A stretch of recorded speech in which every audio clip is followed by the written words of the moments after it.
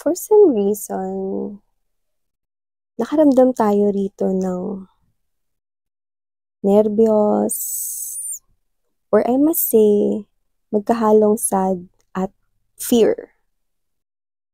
Let's see. This could be your energy, or this could be the energy here of the person that you're dealing with. But we'll see. Could be connecting with new person, new connection. Pwedeng kayo na, bago lang kayo, o pwedeng meron ka ritong kinikilala, no? Pero may fear na nararamdaman ka. Okay? May halo ring sadness. For some reason, you see that person as your pair, your soulmate. Yan, no? This is someone here na posibleng marami ritong mga bagay na gustong-gusto mo sa kanya. And for some reason, gusto mo na siya as your love partner. Yan. Pero alamin natin, ano yun? Bakit may fear, no? Na umi-eksena rito. Okay. Mga babes, no? Meron akong minention dun sa other channel, no? Kasi may mga nagmumura sa comment section at minumura yung ibang mga viewers, no? So, we do not entertain those type of energies. So, binablock po namin yon. So, for that, no? Nakakalungkot na may mga ganong energies, no? Pero here, we're just entertaining positive energies. So, yung mga energies, no, na mga nagmumura and nakaka-turn off. At syempre, ayoko na minumura kayo mga babes, no, ng mga negative energies. So, okay. We're just removing those.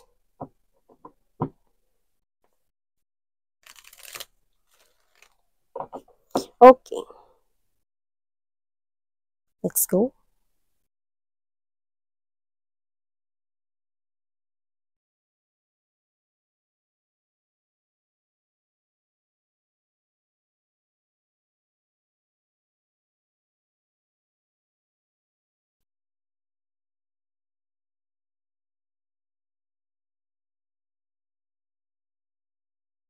Nakita tayo ng basahang bilog. Alam niyo yun? Yung binibenta na ano, yung sa mga, sa may labas na yung basahan pa muna sa mesa, yung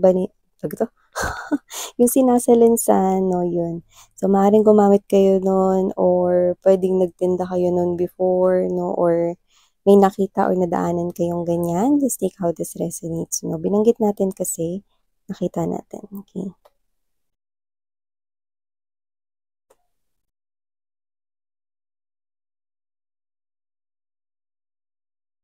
Na-try ko yun, gumawa ng ganun, nung elementary pa ako.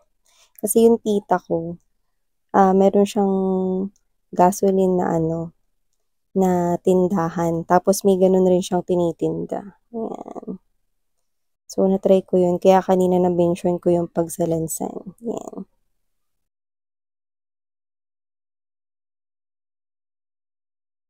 Okay.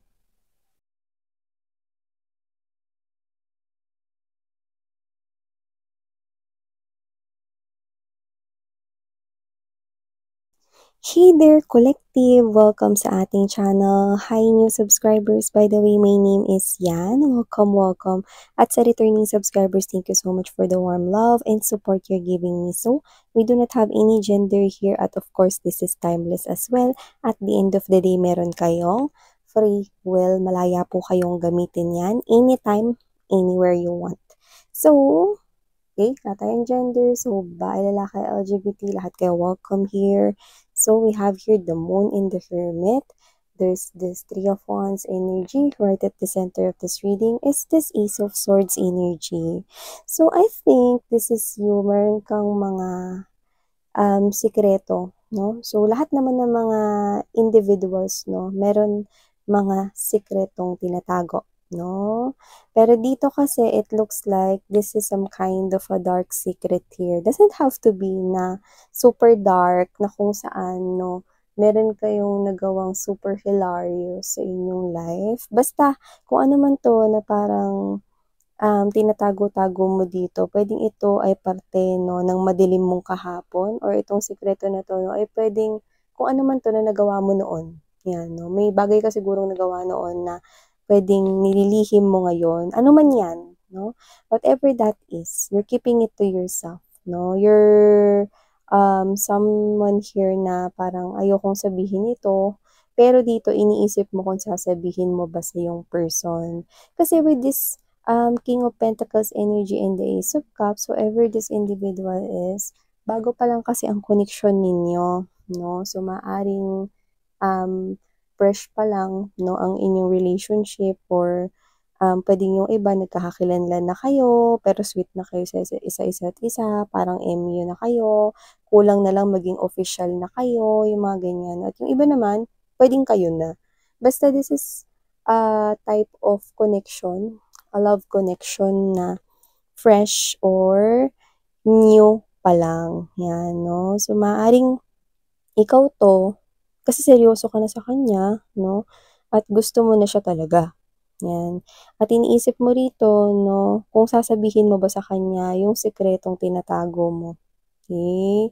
Eto kasing dark na 'to 'no, which is the Moon and the Hermit represents night at puwedeng ito yung isang bahagi ng buhay mo na naging madilim 'no, kung saan puwedeng ikaw diyan sa sariling buhay mo, sa iba ha, maaaring ikaw yung naging kontrabida sa sariling buhay mo noon. May mga bagay na puwedeng nagawa ka or may bagay na hindi ka malilimutan 'no, na nagawa mo before 'no, na puwedeng sa tingin mo maaaring makasira 'no, sa connection mo with your partner here, 'yan. So, kung ito man ay bagay na ikaw yung nakagawa ng kasalanan or ito man yung bagay na puwedeng hindi ikaw yung nakagawa ng kasalanan pero na-involved ka sa gano'ng klase ng sitwasyon, ano man 'yan, lihim ng kahapon, lihim ng nakaraan, medyo nag-iisip ka rito 'no, na sasabihin mo ba sa person mo, 'yan 'no, habang maaga pa para malaman mo kung matatanggap ba niya ito 'no or kung okey lang ba yun sa kanya. So, wala tayo talagang particular na specific na mensahe pero nabanggit ko rito na ito yung bagay na pinakalilihim mo. At ito yung klase ng lihim na to the extent na parang, feeling mo magkakaroon ng impact or epekto kung sakaling hindi mo ito, kung sakaling ito ay sasabihin mo or kung malalaman niya pa sa iba, 'di ba? Pero ito this is something here na, sinasabi ng iyong angels and spirit guides kung ikaw 'to na nanghihingi ka ng advice because I'm seeing someone here praying with all his or her heart kung dapat ba niyang sabihin with this person. Bakit? Kasi, nagsisimula ka ng magtiwala sa kanya. Gusto mo na siya, seryoso ka na sa kanya, takot ka ng mawala siya sa buhay mo kasi nahanap mo na yung tingin mo right one for you, 'yan 'no. Pero may isang challenge na lamang dito, kaya bang tanggapin ng taong ito ang nakaraan mo o kaya niya ba rito mga babes 'no na parang, um, okey lang sa kanya ano man 'tong sikretong sasabihin or babanggitin ninyo, okey? So, whoever this individual is, naku, kung sino man 'to nakikita ko na sobrang, okey, seryoso rin siya sa'yo. Maaaring hindi mo lang ito alam dahil bago-bago pa lang 'no, hindi mo pa nakikita ang pinakatakbo ng kanya ritong isipan at ang flow ng energy 'no, coming from his or her heart or sa kanyang love cells na dumadaloy, love veins 'no. So whatever the case may be, nakikita ko rito sa person na 'to 'no na maaaring dahil bago pa lamang ito, hindi mo pa lubusang naiintindihan 'no, ang kanya ritong nararamdaman 'no, pero sa tingin ko, higit siyang mas seryoso sa'yo. Kung tingin mo seryoso ka na ganyan na takot siyang mawala sa buhay mo 'no, naku, mas takot siyang mawala ka sa buhay niya. Kaya kung ano man yang lihim na yan mga babes 'no, na super dark na kasing itim 'no, mga babes 'no, ng puwet ng kaldero ninyo. Kaya niyang tanggapin. Hindi na importante ang nakaraan, ang importante ay ang ngayon at ang kailanman. Kaya kung sino man yan, napakapasensyoso ng taong ito at kaya niyang ibigay ang kanya ritong pang-unawa sa inyo. Siyempre, siya yung klase ng energy rito na meron siya ritong justice sa kanyang energy, personality, behavior, kung saan siya ay may patas na pagtingin sa bagay. Kung nagawa mo man ang isang bagay na yon noon, no, at maaaring iniisip mo na hindi ito katanggap-tanggap, okay, hindi niya ito titingnan as a judgment. Tatanungin ka niya at uunawain niya anong naging rason mo kung bakit nangyari yon o kung bakit dumating sa punto na naging ganun. Ano man yung lihim mo na yan, no, yan ay kanyang maiintindihan. At kahit pa ikaw ang nagkasala dyan at ikaw pa may kasalanan dyan, yun ay parte na ng nakaraan at hindi na yun ang ngayon. Okay?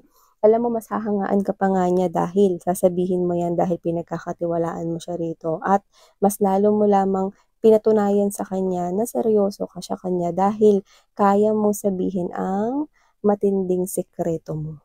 Yan, no? Alam mo mga babes, no, nakikita ko rito na ganun, minsan, di ba?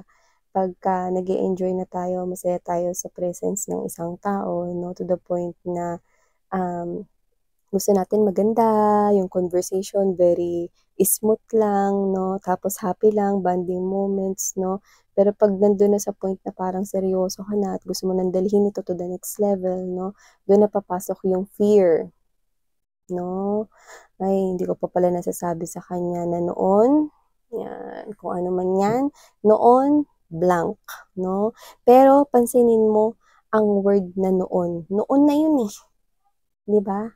Tapos na yun, 'di ba? Ano man ang noon na yun, yun ay past tense. Ang importante ay ang present tense at ang future tense, 'di ba? Hindi tayo nag-aaral ng grammar dito, pero gusto kong ipunto na ang noon ay isang salita na parte ng kahapon o nakaraan o in short, lumipas na.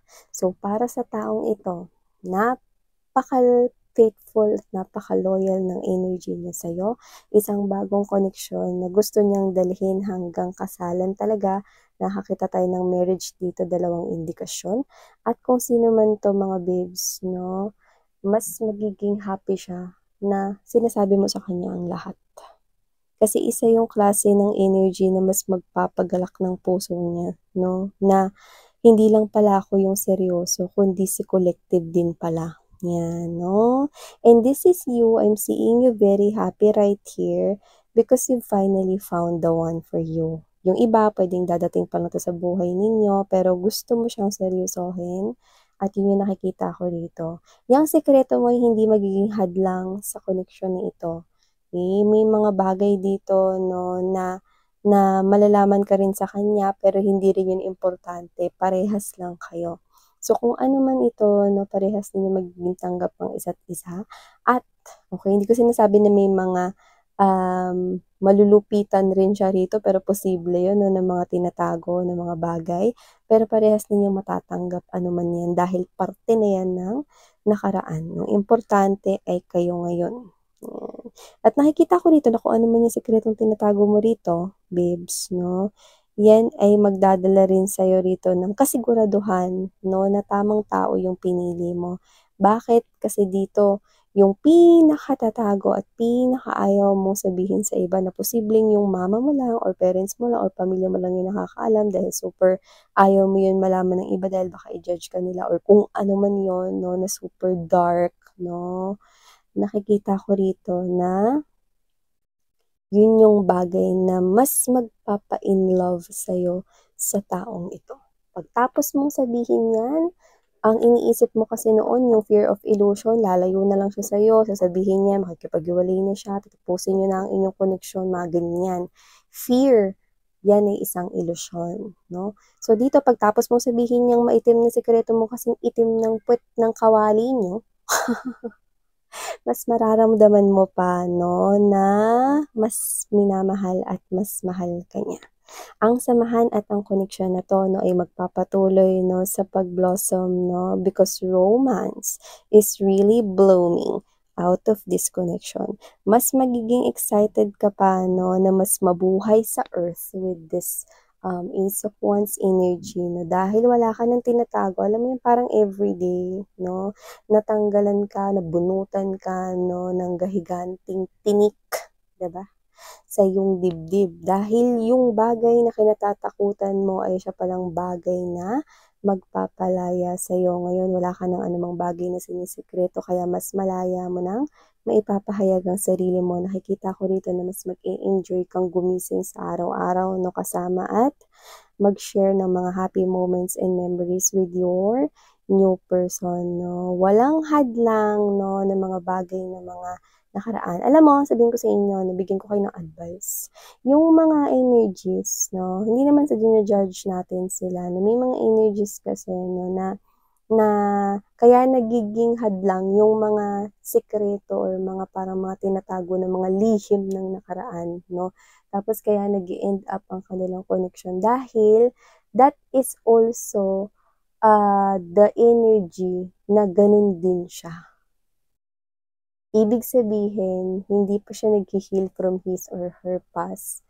At dahil doon, iniisip niya hindi ikaw, kundi yung kanyang ex-person na nakagawa ng ganong bagay. Okay? Kaya hindi niya pa mabigay ang full na tiwala niya.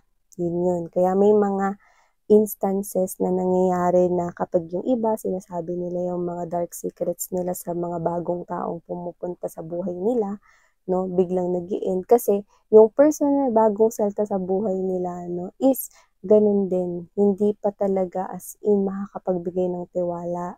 Okay? Kasi hindi siya magaling pa sa nakaraan. Pero itong person mo, iba siya. Okay? Etong pag-amin mo rito ng pinakamaitim mong sikreto, no, ay ang mas magtataguyod pa ng connection ninyo. Kaya go ahead, tell this person here what is your deepest and darkest secrets because it doesn't matter. Okay?